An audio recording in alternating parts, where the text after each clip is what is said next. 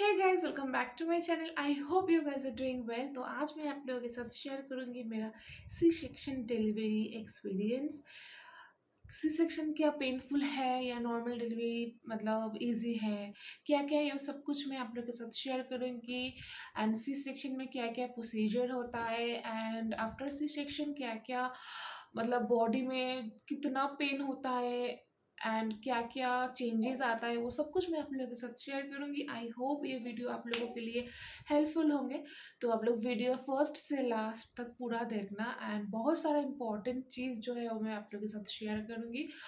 I hope सच में ये video आप लोगों के लिए बहुत हेल्पफुल होंगे। तो चलिए वीडियो स्टार्ट करते हैं। So let's get started.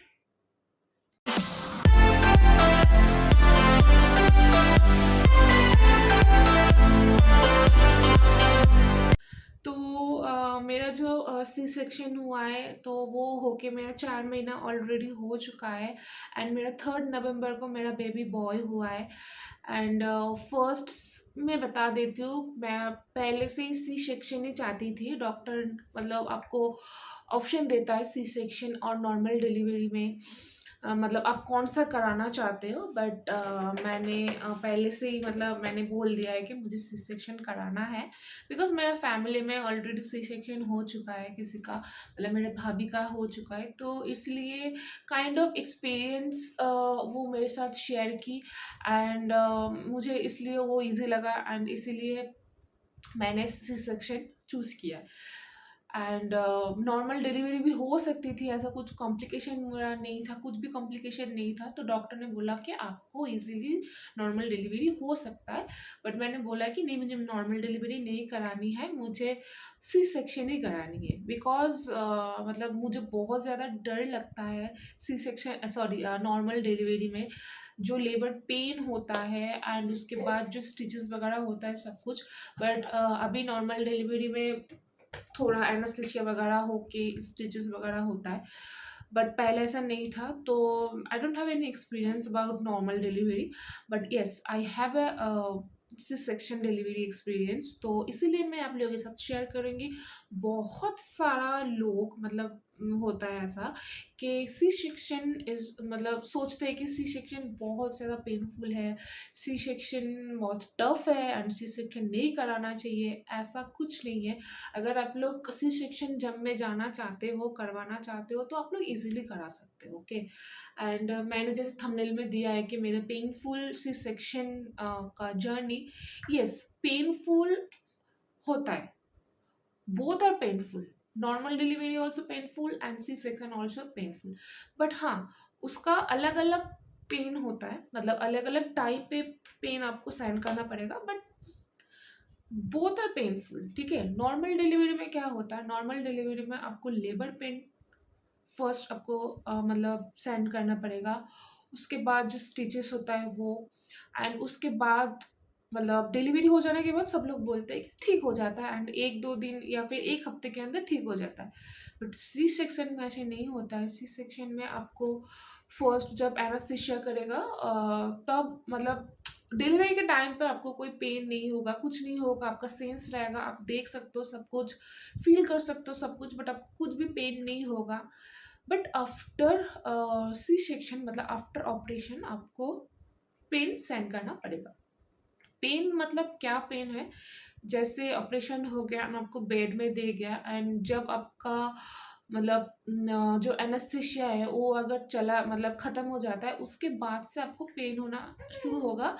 But doctors क्या करता है, तभी से आपको पेन किलर्स दे देता है ताकि आपको पेन ज़्यादा फील ना हो, या फिर पेन हो ही ना मतलब फील ना हो। बट हाँ, एक जो स्टिचेस लगता है ना सी सेक्शन में, ऐसा या फिर छोटा सा स्टिचेस होता है अभी। एंड क्या होता है, वो स्टिचेस के वजह से आपको पेन पेन भी नहीं है, मतलब हाँ एक जैसा मूव नहीं कर सकते, ऐसे ऐसे मूव नहीं कर सकते। अगर आपको टर्न होना है तो आपको किसी की हेल्प चाहिए टर्न होने के लिए। तो 2-3 दिन आपको ये प्रॉब्लम फेस करना पड़ेगा टर्न होने में। और एक तरफ लेटे-लेटे थोड़ा बॉडी में पेन हो जाता है, एक साइड में पेन हो जाता है, फिर आपको बहुत मतलब ऐसे करके फिर इस और एक तरफ टर्न होना, ये पेन होता है। बाथरूम जाने में पेन होता है। पहले तो आपको कैथेटर वगैरह सब कुछ इंसर्ट कर देगा आपको, तो वैसे उसमें कोई पेन मतलब कुछ वो नहीं होता। कैथेटर होने में जस्ट थोड़ा-सा एकदम हल्का-सा मतलब अजीब-सा फ़ील होता है। एंड सलाइन के टाइम पे भी तो वो नॉर्मल ही है, उसमें भी ज़्यादा पेन नहीं होता है। एंड सबसे बड़ी बात जो सी सेक्शन में सब लोग डरते, जो स्पाइनल कॉर्ड में जो इंजेक्शन देते, तो सब लोग उसी में बहुत ज़्यादा डर जाते हैं कि स्पाइनल कॉर्ड में इंजेक्शन देना कितना मतलब पेन होता है या फिर कितना डरावना चीज़ है, बट ऐसा नहीं है। मुझे जब मतलब मैं भी ऐसा सोचती थी कि शायद वो जब मेरा स्पाइन में इंजेक्शन देगा तो वो बहुत ज़्यादा पेन होगा, पेनफुल होगा। बट सच बताऊँ कसम से मुझे थोड़ा-सा भी पेन मतलब फ़ील नहीं हुआ है। हाँ, एकदम ऐसा चींटी जैसे काटते हैं ना, बिल्कुल ऐसा मतलब नॉर्मल जो इंजेक्शन होता है ना, जैसे ब्लड के टाइम मतलब ब्लड लेने के टाइम पे जो थोड़ा-सा एक हल्का-सा पेन होता है, उससे भी कम मेरा मुझे पेन फ़ील हुआ। एंड जस्ट 2 मिनट भी नहीं लगा, वो हो गया मतलब एनेस्थीसिया मतलब मेरा पूरा सेंसलेस हो गया। एंड कमर के में नीचे ही पूरा हो गया। एंड उसके साथ ही ऑपरेशन शुरू हो गया। एंड मेरा पूरा सेंस था, मैं सब कुछ देख रही थी, डॉक्टर मेरे साथ बात कर रही थी, तो सब कुछ हो रहा था। एंड मुझे फील भी हो रहा था कि ऑपरेशन हो रहा है एंड बेबी आ रहा है बाहर, स्टिचेस लग रहा है, बट मुझे पेन नहीं हो रहा था। तो मैंने डॉक्टर को पूछा कि मुझे सब कुछ फ़ील हो रहा है, तो डॉक्टर ने बोला कि तुम्हें फ़ील हो रहा है बट तुम्हें पेन क्या हो रहा है? तो मैंने बोला कि नहीं मुझे पेन नहीं हो रहा है, बट मुझे फ़ील हो रहा है। बोले ठीक है उसमें कोई वो नहीं, फ़ील आपको होगा। तो मैंने बोला ठीक है, तो मुझे एनेस्थीसिया दिया ना, मतलब जैसे वो कमर में मेरा स्पाइनल कॉर्ड में जो इंजेक्शन दिया उसके वजह से मेरा हल्का-हल्का मतलब ऐसा भी हो रहा था जैसे नशा होता है ना, वैसा फ़ील हो रहा था। तो सी सेक्शन हो जाने मतलब मेरा ऑपरेशन हो जाने के बाद मुझे अलग से एक कमरे में रखा। वो क्या कहता है ना थोड़ा-सा ऑब्ज़र्वेशन में रखते हैं कुछ घंटा, मतलब 3-4 घंटा ऑब्ज़र्वेशन में रखते हैं, ताकि कुछ प्रॉब्लम हो तो तभी कुछ ऑपरेट कर सकते हैं वो लोग। 3-4 घंटा हो जाने के बाद मैं बिल्कुल सही था। एंड मुझे शिफ्ट किया गया मेरा रूम में। एंड रूम में शिफ्ट होने के बाद मेरा तभी भी मेरा थोड़ा-सा मतलब एनेस्थीसिया का जो असर था वो था। तो इसलिए मुझे कुछ पेन फ़ील नहीं हो रहा था। तो उसके बाद जब हो गया जैसे 5-6 घंटे हो गए ना मेरे ऑपरेशन के, तो तब मुझे थोड़ा-थोड़ा पेन फ़ील होने लगा एंड पीरियड्स चालू हो गए, ठीक है? तो पीरियड्स चालू हो जाने के बाद मुझे ऐसा लग रहा है कि जो क्रैम्प्स होता है ना पीरियड्स का, तो वैसा थोड़ा क्रैम्प्स मुझे आ रहा था, थोड़ा-थोड़ा, थोड़ा-थोड़ा। बट और कुछ पेन मुझे फ़ील नहीं हुआ। तो डॉक्टर ने बोला है कि अगर आपको पेन फ़ील हो रहा है ना, तभी आप बता दीजिए, तो हम लोग क्या करेंगे ना आपको पेन किलर्स दे देंगे। तो पेन किलर्स ना कई तरीके का होता है, स्लाइन में होता है, इंजेक्शन मतलब स्लाइन में दे देते हैं, एंड बॉटल्स होता है वो दे देता है, एंड मतलब मेडिसिन भी होता है वो दे देता है। तो पेन किलर्स मुझे देते रहे एंड मुझे 2-3 दिन तक कोई भी पेन फ़ील नहीं हुआ। बट पेन क्या था पता है? जब वही जो मैंने बताया मतलब टर्न होने में मतलब मैं एक तरफ लेटे-लेटे या फिर ऐसे स्ट्रेट लेटे-लेटे ना, ऐसा लग रहा है कि मेरा पूरा ज़िंदगी ख़त्म हो जाएगा, मतलब ऐसे लेटे-लेटे। एंड इतना बैक में पेन हो रहा है, मतलब ऐसे हेड पे पेन हो रहा है, बैक पे पेन हो रहा है, मतलब इतना घंटों-घंटों आप एक ही तरीके से मतलब लेटे हुए हो, तो वो बहुत पेनफुल है। तो मुझे मेरे मम्मी के हेल्प लेना पड़ा, मेरे हस्बैंड का हेल्प लेना पड़ा टर्न होने में। तो उसमें थोड़ा दिक्कतें आपको आएगा, मतलब पेन तो नहीं आएगा, बट हाँ, जैसे स्टिचेस अगर आपको किसी और भी मतलब ना सी सेक्शन ना होके अगर और भी कुछ होता है, जैसे ऑपरेशन, तो उसमें भी ये सेम प्रॉब्लम होता है। तो मुझे वो टर्न होने में प्रॉब्लम हो रहा था। एंड और एक पेनफुल चीज़ मेरे साथ हुआ, वो है अ, मतलब अगले दिन मॉर्निंग को आके कैथेटर ओपन कर दिया। तो क्या होता है ना, आपको कैथेटर ओपन करने के बाद आपको टॉयलेट जाना पड़ेगा। तो वो मेरे लिए पेनफुल था।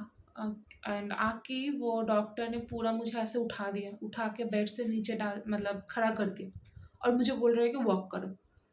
मेरा कल मेरा ऑपरेशन हुआ है एंड आज मैं कैसे चल सकती हूँ? It's impossible for me. But doctor ने बोला कि नहीं, आपको चलना पड़ेगा, जैसे भी हो आपको चलना पड़ेगा। एंड स्ट्रेट होके आप कोशिश करो कि स्ट्रेट होके चलो, तो उसमें क्या होता है ना, स्टिचेस में कोई प्रॉब्लम नहीं आता है, इसलिए आपको चलना पड़ता है। तो एंड अभी क्या होता है ना स्टिचेस में, मतलब अ, क्या बोलते, धागे से जो पहले स्टिचेस होते थे वो नहीं होते, भी स्टिक कर देते। तो इसीलिए मैं डर रही थी कि स्टिक किया हुआ है तो वो ओपन ना हो जाए। तो डॉक्टर ने बोला ऐसा कुछ नहीं, आपको कुछ नहीं होगा, अब बस चलो। तो मुझे वो वॉक करना पड़ा एंड वो बहुत ही ज़्यादा पेनफुल था। मतलब मुझे खड़ा नहीं, मैं खड़ी नहीं हो पा रही थी, तो मैं चलूँ कैसे?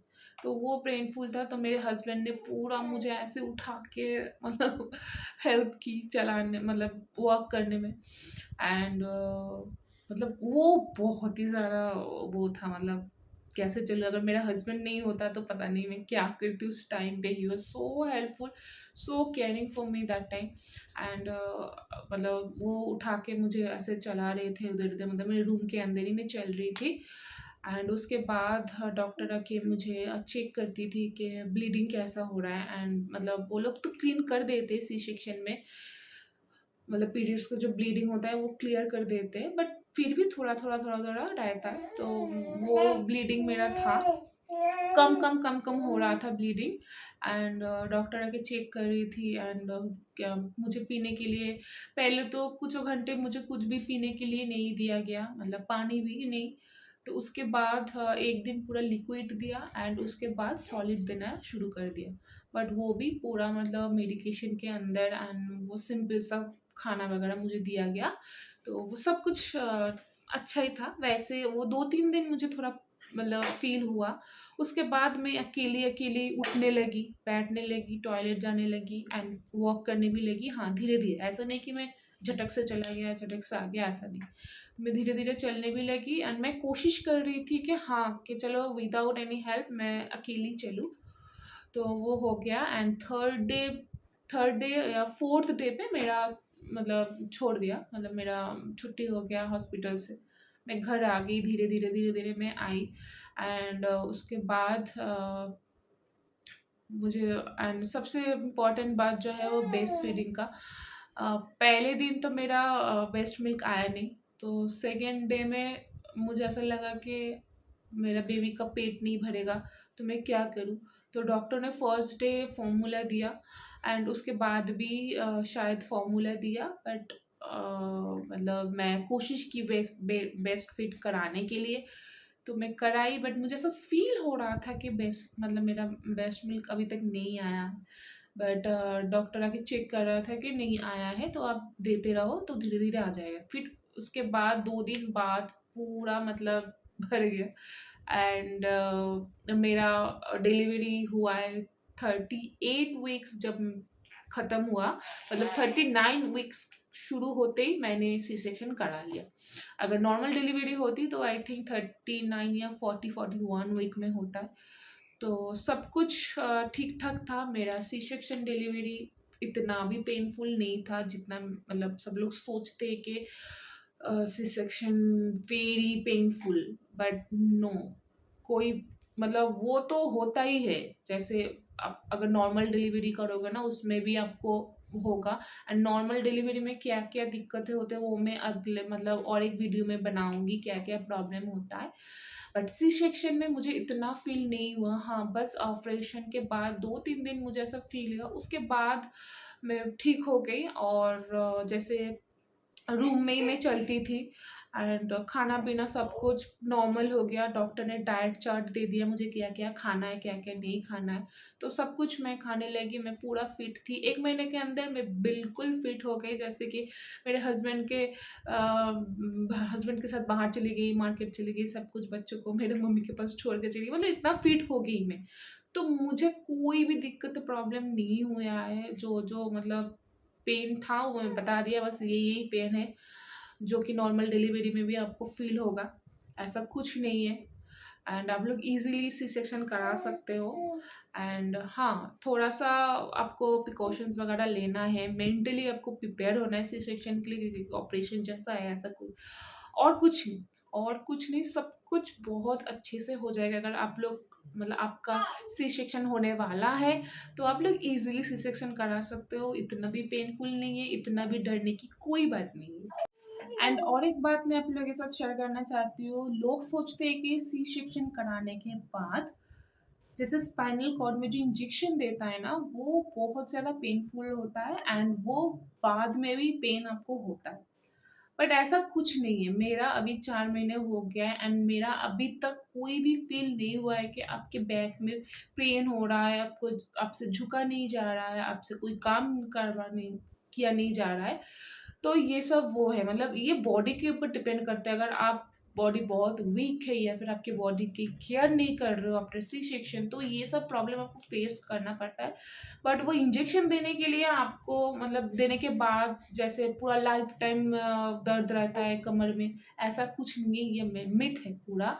एंड मेरा जो सिस्टर इन लॉ है, मेरा भाभी है, उनका भी सी सेक्शन होके 3 साल हो चुका है, तो उनको भी कोई प्रॉब्लम नहीं हुआ है। तो बहुत लोग ऐसे बोलते हैं कि सी सेक्शन कराने से आपको पूरा लाइफ टाइम कमर में दर्द होगा। ऐसा कुछ नहीं होता है, कुछ नहीं होता है, ठीक है।